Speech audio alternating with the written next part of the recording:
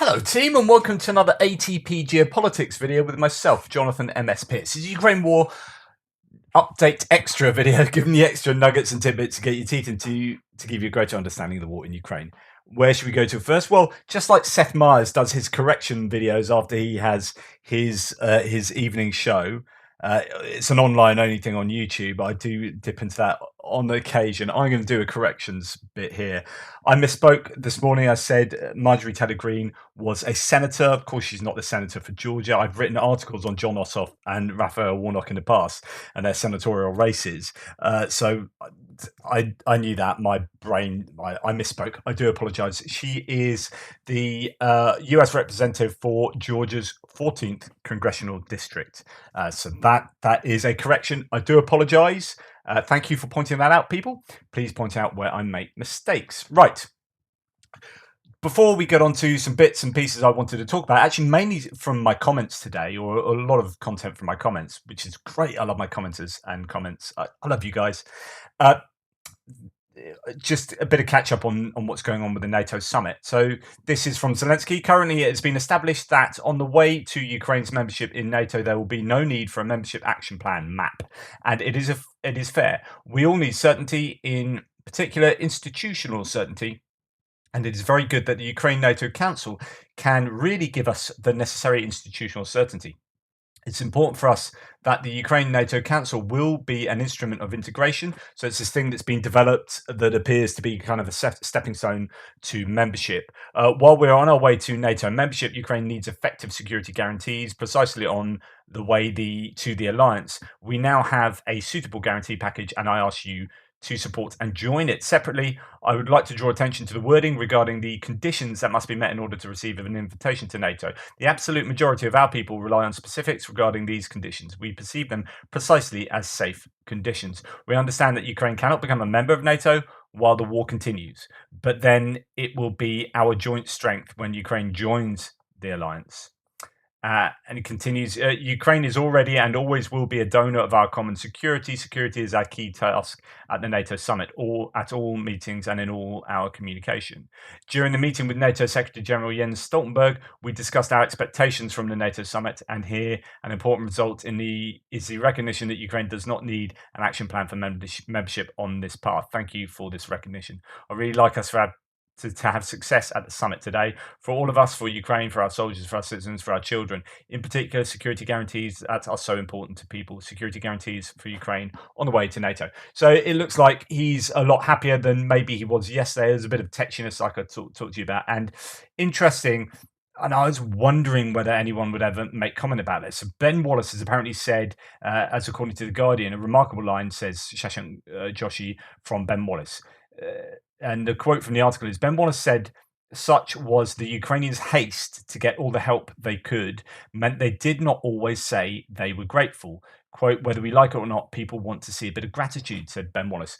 And I've wondered before whether there would be an element of this with some donor nations, right? As Michael Weiss here says, in defense of Ukraine, Zelensky, the Ukrainians, it's irritating to be asked for things without due gratitude. More irritating is seeing your country pulverized, your children kidnapped, and your very existence hourly treated as an accident of history. Ben Wallace is a big boy. He can handle a bit of Ukrainian tetchiness. And again, I see that as being correct too.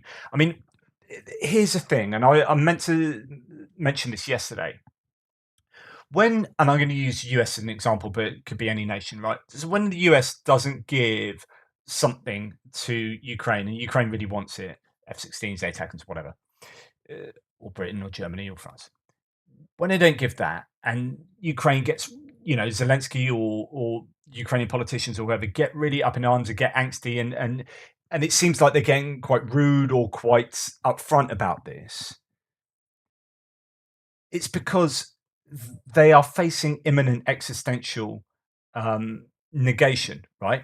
They are facing the very real possibility of their whole nation ceasing to exist, of their families being killed, of them being killed. Like if Ukraine crumbled and was taken over by Russia, that's what would happen.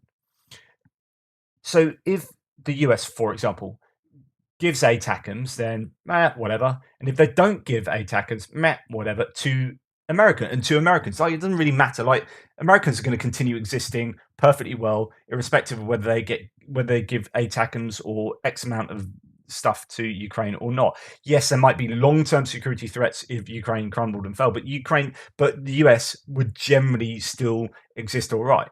The closer you get to Ukraine, the more existential angst you get amongst nations who feel threatened by what Russia is doing, which is why you're seeing Poland, Czechia, Estonia, Latvia, Lithuania, and the Baltic states and the Nordic states react in very much more robust ways right throughout their population, throughout their politics, to the situation in Ukraine, and are much more open to giving as much as they can as a percentage of their GDP, defense spending, equipment, whatever.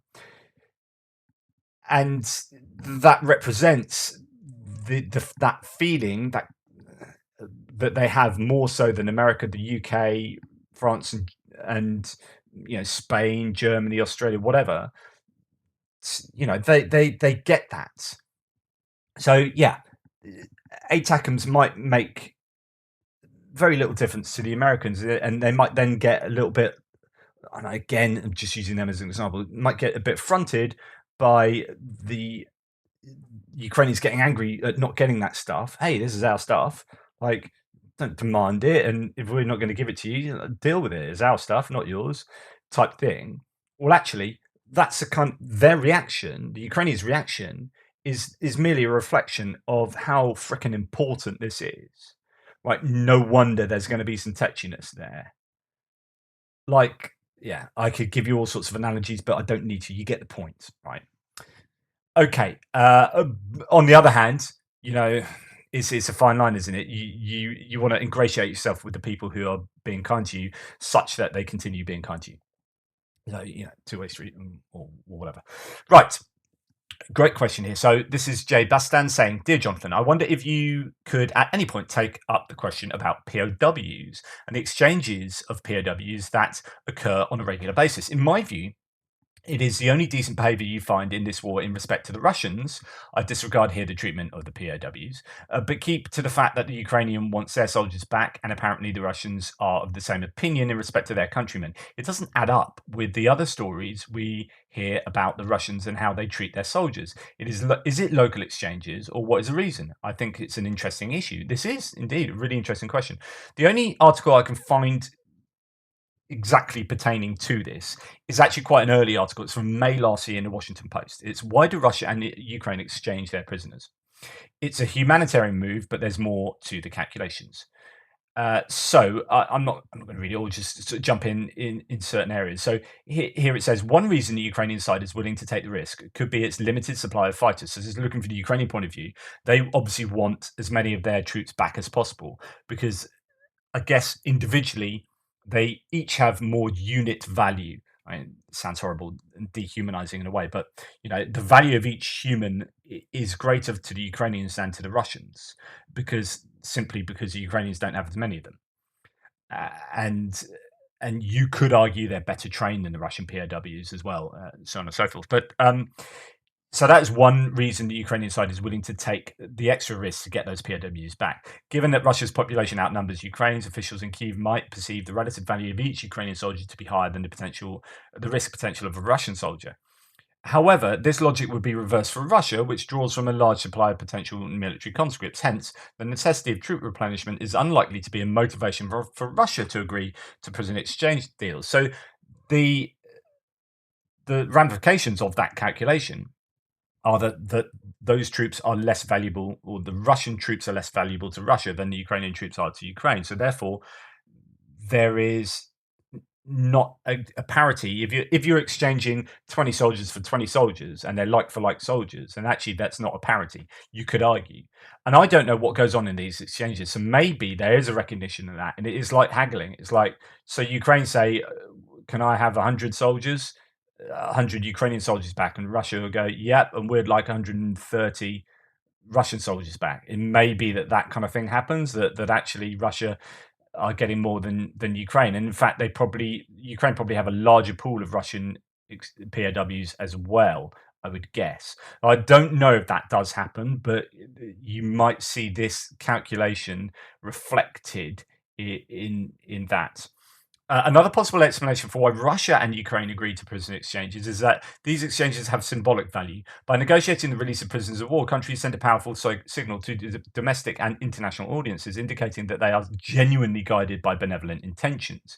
The Russian government is heavily involved in an information war over its special military operation in Ukraine, going to great lengths to frame its invasion as a humanitarian mission to liberate oppressed Russian citizens. To Moscow, the public announcement that our boys have returned serves this broader narrative of protecting Russian citizens against a foreign adversary. The prisoner exchanges also allow Russia to pay lip service to international norms, presenting itself as a government that abides by humanitarian principles. Now, I don't think that's going to be what's driving those exchanges, but they will certainly use that and say, hey, we are adhering to humanitarian principles here. Look at us, aren't we marvelous? There will be an awful lot of pressure on the Russian government, as we know from these videos and letters that are being sent by family members. So there will be a lot of pressure on the government, and the government will be wanting to placate at least some of those people. So by doing prisoner exchanges, you will return people to, soldiers to their families, and then you can. I don't know what the domestic media makes of these things and whether they really. I'm sure the Russian media, state media platforms, will be singing the praises of such exchanges, and then probably promptly sending them straight back to war. Uh, so I think this will be a large part of why Russia is doing what it does. When countries, the article continues, publicly announce prisoner exchanges, they're also sending an important signal to their soldiers. By declaring the prospect of release, governments seek to bolster the morale of their troops and enhance their willingness to fight with unlimited resolve. When the mayor of Melitopol expressed his thanks for his safe release, Ukrainian President Zelensky responded, "We don't drop our own." So that's sending a message to your troops. I don't know whether that's part of the Russian rationale. However, despite the many reasons to support continued prisoner exchanges between Russia and Ukraine, it's important not to read these exchange deals as a commitment to humanitarian norms, as I was saying. For Russia, these exchanges are far more likely to involve strategic and symbolic calculations rather than signal Moscow's respect for the rights of Ukrainian prisoners of war. At the end of the day, both sides need troops. And actually, although you could argue that Ukraine has fewer soldiers or fewer potential soldiers to draw upon. Therefore, there's a greater individual value for each soldier, each POW. Russia are really struggling to mobilize. And so you could argue that that calculation needs to be adjusted to take into effect that they desperately need people. And if they desperately need people, then perhaps they've deemed it in their best interest, at least right now, to do prisoner exchanges. Uh, I don't know. Let me know what you think, but I think that is an interesting question and well worth asking. So thank you for that. Um, right, let's have a look at a Trent. Well, it's not. It is a Trent Telenko thread, but embedded within it is a Chris Owicki thread. So Trent Telenko says, even lightly wounded Russians dying for lack of first aid, that's a quote from Chris Owicki, has been obvious to anyone who is not a professionally employed as a Western intelligence analyst since March 2022. Western non-analysis of Russian casualties and their implications thread. So Chris Owicki said, and have I shared this one with you? Let's dip into Chris Owicki's one. So relatives of mobilized Russians say that Ukrainians have inflicted huge casualties in their counteroffensive, with even lightly wounded Russians dying for lack of first aid. Food, water, and ammunition is barely available, and soldiers are being rotated not being rotated for months on end. The relatives who are from the Russian Far East say that their male relatives, and this is from 21 hours ago, this is a recent one, were mobilized in late September 2022, but, quote, did not receive proper training. The men were sent to Ukraine with the 60th Independent Motorized Rifle Brigade and only 10 days after being called up. The relatives point out that the Russian government promises that the men would be granted leave have not been met. Instead of being rotated, most have been on the front line for 8 months without a break, and I talked about that yesterday, or at least I referenced that. By the 1st of June 2023, only a third of the brigade had been granted leave. Quote, for a full 8 months, they worked on the first line of defense. During this time, there was not a single rotation of mobilized men. All the time, they were under fire from the armed forces of Ukraine. Right. Think about the last 8 months that you have been living.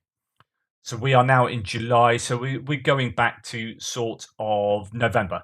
So think back to November and imagine working non-stop in your job for that time. Now I've done that. Like I do 3 videos a day, and even did I haven't taken a day off doing this since I can't remember when. I did one on Christmas Day. Goodness me. But that's just sitting around doing videos, right? And talking. Like it's not having an existential threat hanging over you on a daily basis. Like the grind of living, like not having enough probably food and water and comfort and warmth, uh, and being at risk of dying almost consistently. Doing that for 8 months non-stop, and that's what these guys have been doing. So for the full 8 months they've been doing that. The reasons for not sending people on leave were the anticipation of an offensive by the Ukrainian armed forces. Despite the lack of replacements of the men, the difficult situation at the front did not prevent the brigade leaders themselves from resting and going on leave. Oh, quelle surprise. During their time in defence, our men did not leave a single position, stoically endured all the difficulties of the situation, knocked down a quadcopter. The fighters took prisoners of war in the woods under shelling while in contact with the Ukrainian forces. The distinguished lads were presented with awards. The families of the mobilised men received letters of commendation for their excellent service. It was impossible for them to stay out of their dugouts during the day due to artillery shelling, and at night the Ukrainian snipers were active. Food delivery was difficult. In difficult conditions, the guys were doing their job, holding their positions. From the 23rd of May, the massive offensive of the Ukrainians began along most of the front line. The main blow came to the positions of the 60th Brigade because of incorrect information about the number of Ukrainian soldiers as well as their heavy artillery. Quote, the guys who were on the first line of defense were surrounded and had to get out of an encirclement. Some guys had to swim across the river, as a result of which they drowned. There are guys who were taken captive under physical and moral violence. The guys were forced to record video messages addressed to the Russian government and the Ministry of Defense during this battle, as well as during open engagements with the enemy and artillery fire. Support by Russian artillery fire left much to be desired. The brigade waited for reinforcements, or rather tanks, for 3 days, but they never came. Caught under a barrage of artillery fire from the Ukrainians, our guys suffered huge losses of personnel. Their comrades were killed before their eyes. They saw limbs, arms, legs, heads torn off, and there was no way to help the wounded. From shock, pain, and loss of blood, the wounded died on the battlefield. Even lightly wounded soldiers with shrapnel wounds died. After first aid, the wounded were sent back to their positions. All of the above circumstances led to critical losses of both personnel and destruction of heavy guns. Quote, the units that survived due to the strength of the battalions were forced to retreat, after which, without reinforcing the battalions, providing combat equipment and replenishing the units with guns, the brigade command gave new orders to go to the line of contact with the enemy without artillery support. Soldiers are sent to the sawmills, quote, on vacation to wait for reinforcements, without supplying them with everything they need. As a result, under the pouring rain, documents are ruined, clothes and personal belongings fall into disrepair. Quote, there is no possibility of drying them, as a result of which the guys have colds and diseases. They have water and food in very limited quantities. Quote, the women complain of the arbitrariness and lawlessness of the brigade's commanders, whom they see are sending their men on an offensive project from which they will not return. Some of the men have refused to return to the front line and have filmed themselves imprisoned in a basement. They say they were thrown into the tree lines like dogs. The men are being threatened with charges for desertion. And I showed you that video before. That's released by Astra, of these Russians who have been kind of locked in a basement for refusing, I think, to go back to the front line. According to the relatives, quote, our surviving men are now demoralized and morally exhausted. In addition to limited communication with family and friends, the guys need medical and psychological assistance in urgent rehabilitation to restore their health and psyche. But instead of all this, Battalion Commander Gavrilov and other commanders, having unlimited power over the mobilized men with their threats of blackmail, force them to go to the front without proper uniforms and weapons and equipment. Our men are being sent to unjustified sacrifices. Our men do not refuse to take part, but are ready to fulfill their duty in front of and follow the competent orders of their commanders. This is a sure step towards the loss of life that will do no good. We ask army leaders and regional governors to conduct a check of the competence of the command of the 60th Brigade and stop irresponsibly risking the lives of citizens of the Russian Federation and defenders of the motherland. Again, we are hearing the same sort of thing, which is, yeah, it's not that they don't want to fight. They're okay with fighting. The war's okay. Yeah, we kind of support the war effort. but it's actually the provision for these guys and the value accorded to them by the commanders is derisory, and that's the issue they have. Anyway, this is the thread to which Trentilenko is speaking. And he goes on to say, it was nice to see the Institute for the Study of War admit on July the 10th that the bloody obvious reality of the dysfunctional Napoleonic era Russian medical evacuation and care system was obviously bloody. The raw data on the barbaric Russian military medical system has been out there all this time. This is a thread of mine from 15th of May 2023. So he did a thread on the Russian mobilized infantry units of medical provision. And again, from the 1st of May, he's done another one. And this is in March 2023. He's done another one there. I've Russian medevac casualty threads as early as March 2022. Then, of course, there is still the complete unwillingness of Western intelligence to admit the concept of non-battle casualties like trench foot exist when Russian logistics are so awful and can't provide a set of waterproof boots to any Mobik. So Trentilenko's long said that the casualty numbers, he advocates for high casualty numbers of Russians. So what the general staff say, he would broadly be more in line with that than the lower estimates. But he says a lot of Western analysts don't take into account non-combat casualties or non-battle casualties, and he talks a lot about people dying, and then looks back at the Second World War and looks to the statistics coming out of there and learning lessons from that conflict. There is a lot of recent US military medical information on non-battle casualties. Anyone with internet access can find and read. And again, he refers back to previous threads where he's done that. There are huge implications if Russian non-battle deaths are 21% of battle deaths. What happens to total Russian deaths when you take today's Ukrainian reported cumulative Russian deaths by 1.21? So what he's saying is, look at the general staff figures. If they are accurate, then multiply that by 1.2, and you'll actually get the real deaths, because that won't include non-battle deaths. The Ukrainian general staff won't be counting out battlefield numbers from explosions here and shots there and drone footage of this. They're not going to be counting people dying in hospitals or just in trenches of hypothermia or trench foot or whatever. And that is on the low side, considering this is the fourth report I've seen of Putin regime propaganda zombified Russian soldiers killing themselves with grenades. So there's another suicide video. I referenced one this morning, a different one to this. It just, it's not great. Just look at the repeated Bakhmut Banzai charges and Saipan suicides we are seeing. It shows just how effective Russian propaganda is at zombifying their soldiers. I think this, more than any other reason, is why we see the Western non-analysis of Russian casualties. If the Russian population is as propaganda-addled as the populations of Imperial Japan or Nazi Germany, and Russia is nuclear armed, the implications for the potential Russian meltdown of the Zaporizhzhia nuclear power plant or Russian use of tactical nukes in Ukraine make Western intelligence analysts run away screaming from the thought, like a group of preteen girls getting jump scared during a slasher movie marathon sleepover party. Whew.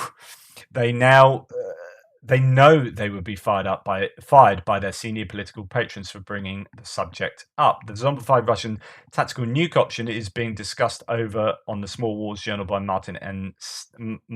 Stanton in an article titled "The Ukrainian Nuclear War of 2023 and Its Aftermath."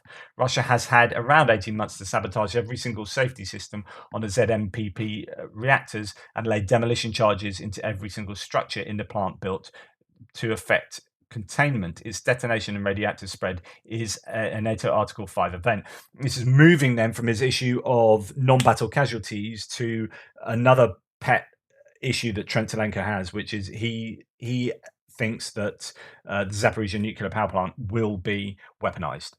Article 5 is a principle that an attack on one member of NATO is an attack on all members. Western escalation management ideology steered by Russian info war techniques has seen Western politicians take the counsel of their fears to the point that NATO nations may well be poisoned by the Zaporizhzhia nuclear power plant meltdown fallout. The Achilles heel of the Western conflict analysis community that dominates Western capitals is one and all, they are focused on reaching equilibrium states, i.e. stalemates, rather than winning. This Janice Gross-Stein article gives you the analytical mindset of Biden administration National Security Advisor Sullivan's de-escalation faction. So this is where he has a an article that he references that has a go at Trentelenko hates Jake Sullivan, which is patently obvious in most of what he says.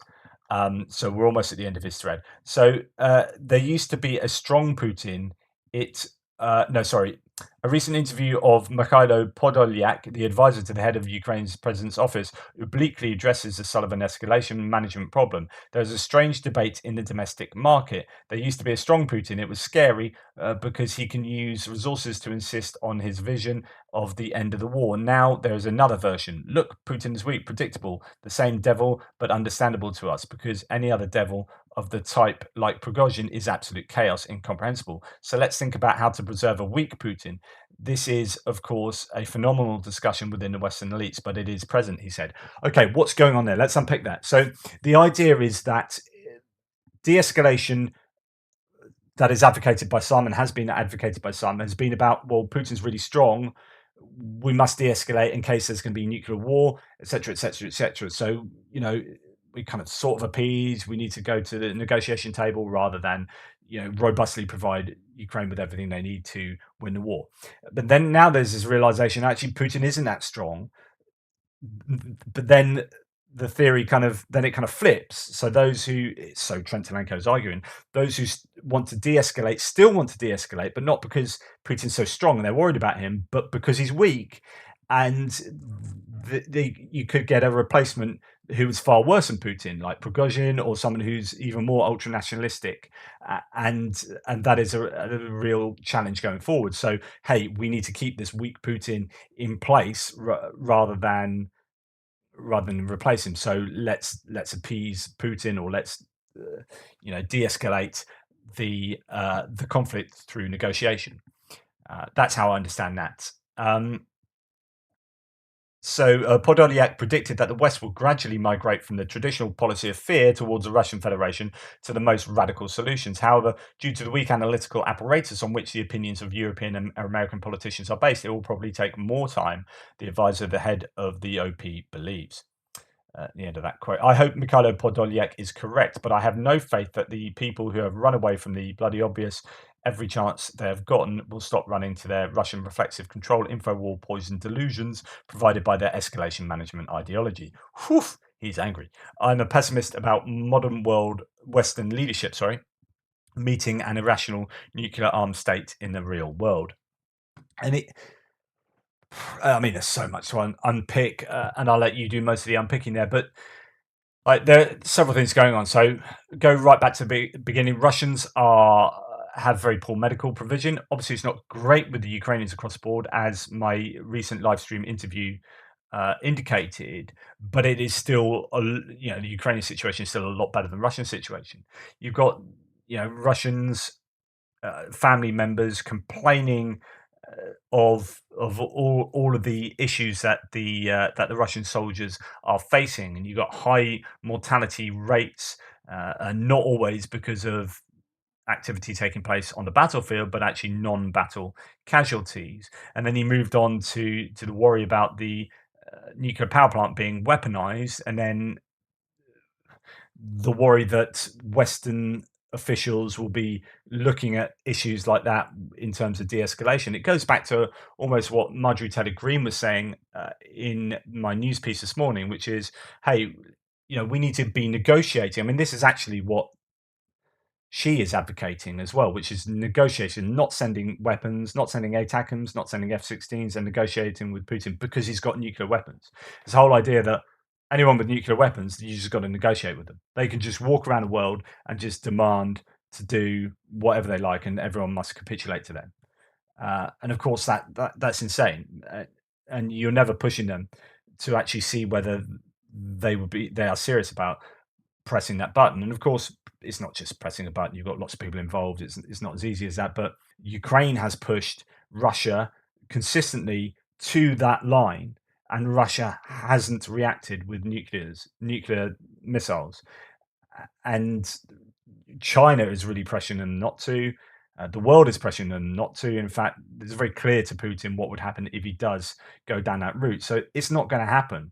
So these people who do advocate that kind of de-escalation need to move on. I think it's an empty threat from Putin.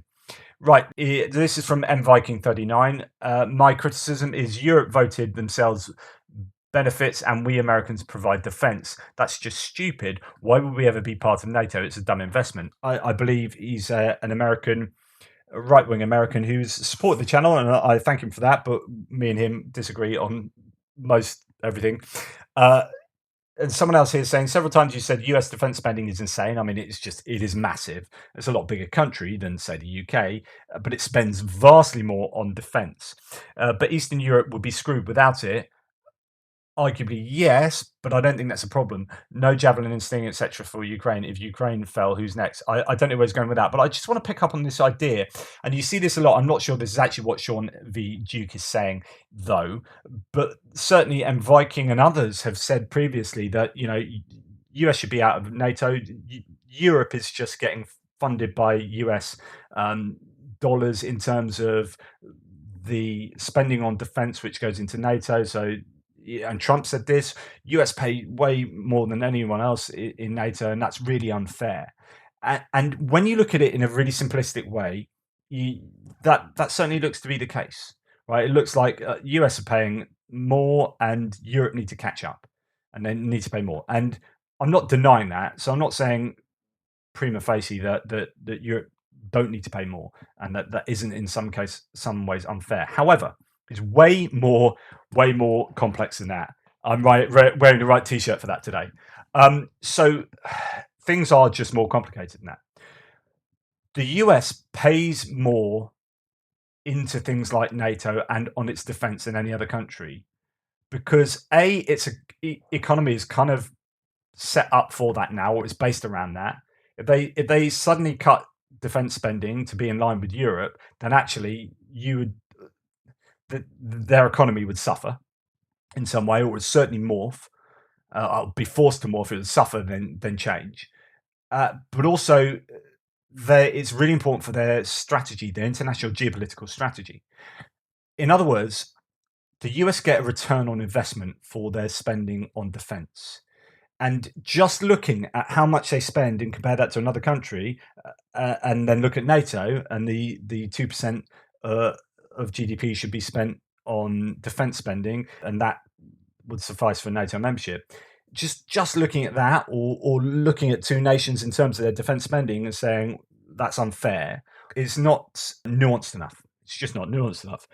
And pretty much the best understanding of this I've seen is Perun's really very good video.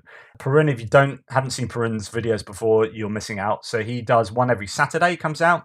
He's an Australian guy and they're very good. This one is exceptional. US grand strategy, NATO alliances in Ukraine, how alliances underpin Ukrainian American influence.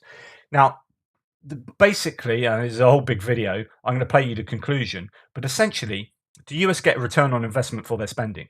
Right? It's not unfair that they spend more because actually they get something for spending more. So don't just look at those figures.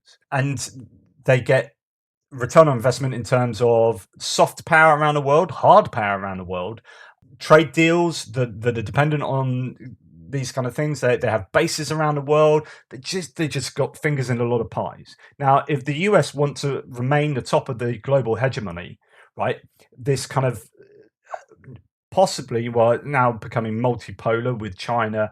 I don't think Russia's in it really. So it's really this kind of unipolar hegemony. If the US want to retain that and then get all the benefits of having that in terms of politics and economics and GDP and money kicking around America, then actually continuing to spend that is arguably really, really important. Here's what Perun has to say.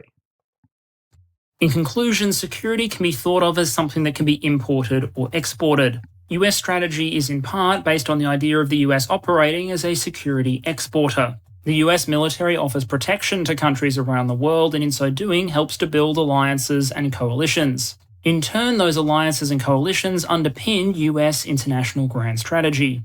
Because combined, those partners represent a massive concentration of political, economic, and military power. In the absences of those alliances or coalitions, the Americans' ability to defend their interests or values abroad would be significantly diminished. And there are certainly signs that certain aspects of that influence may be challenged in the coming years. And the way that America, NATO, and its various other allies have responded to the war in Ukraine demonstrate that theory can be translated into practice. Time will tell whether these coalitions ultimately begin to atrophy or continue to grow and expand. But for the moment, at least, I would argue that far from breaking apart this coalition system, the Russian invasion of Ukraine in February of 2022 has endowed it with a renewed sense of purpose that hasn't been seen since the end of the Cold War. So it's well worth looking into this. And if you go to basically all of it, really, we're talking about all of this stuff is really important to understanding how security, as he talked about there, security is something that the US exports. And they spend more on that because they're exporting it and they are getting stuff back for that. There is an exchange going on. I just think that's really important to understand. Just going to end with a couple of quotes from Robert Ezagalis, who is a prolific commenter. Thank you. I can so often share his comments with you, but I don't, and that's bad on me, but I'm going to share a couple with you. So I talked in my mapping update, frontline update, about why Russia might be attacking in Torska and Crimea sort of area and up as far as Fatva in the Kuzmivka area. And their desire to take Liman, which would be a stepping stone towards taking that crescent of cities, Kramatorsk, Sloviansk, and so on and so forth, and then the whole Seversk area. So I don't even remember that. Well, he says, Jonathan and others, about Crimea. The Russians want to hold and expand and extend their hold on Crimea area because the strategy is one of the keys to their main objective in that region. They are very intent on taking Sloviansk and Kramatorsk. Totally in agreement.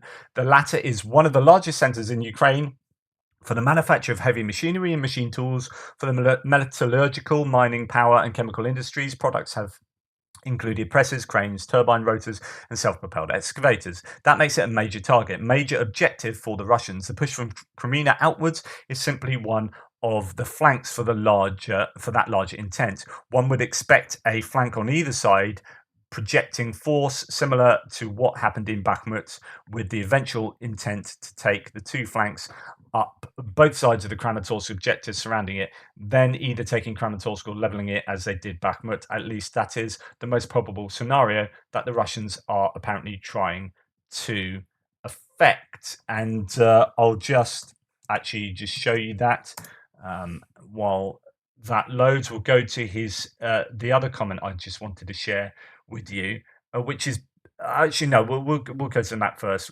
rather than confuse matters. So Kramatorsk is, as you'll see, just to give you an understanding of the geography here. Here we have Bakhmut in this whole area. It's looking slightly less. I don't know. Well, it's flattening out somewhat compared to what it was when the Russians were attacking it. But you've got this crescent of towns here: Sloviansk, Kramatorsk, Druzhnivka, Konstantinivka, and Liman. And I was talking today about how the Sherebets River coming down here is where the Russians want to get up to. That give them the land up to the border, as you can see here, of the Luhansk Oblast. And that would be the first step towards getting the whole of the Donbass, which would include the Donetsk Oblast. But they don't really have any chance of getting Donetsk. But I guess the Russians think they can take Liman back down to the Sherebets River, get Liman, and then that allows them to get Sloviansk, Kramatorsk, Druzhkivka, and Konstantinivka. The problem is for the Russians, that all sounds great in theory, but they struggle to get Bakhmut, and that's smaller and more difficult, easier to take than Kramatorsk or Sloviansk. So being consistently degraded, what gives them the idea that they could even remotely achieve any of that? You know, you could maybe see them taking Luhansk, but I severely doubt that. It's not like the Ukrainians are going to sit there and let them do that. And at the outside side, they could maybe attempt to take Liman, or maybe take Liman, but again, I doubt that. So yeah, I think that they're on a hiding to nothing in that respect. And then he talks about burying things. This is going back to Robert Ezagalis. I talked about how my tank commander friend said that the Americans were burying kit out in the Iraqi desert because I was kind of saying they couldn't be bothered to bring it back type thing.